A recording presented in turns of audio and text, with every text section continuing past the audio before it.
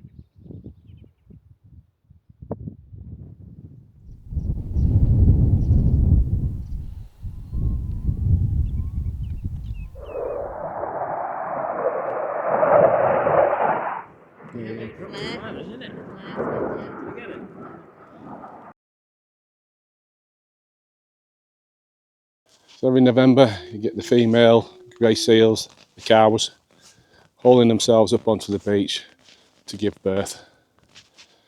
And this is after an 11-month pregnancy. And on average there's about 2,000 pups born here each year. A couple of things you need to know about before you come. No dogs. and no drones. And there's plenty of wardens around to make sure you don't break any rules.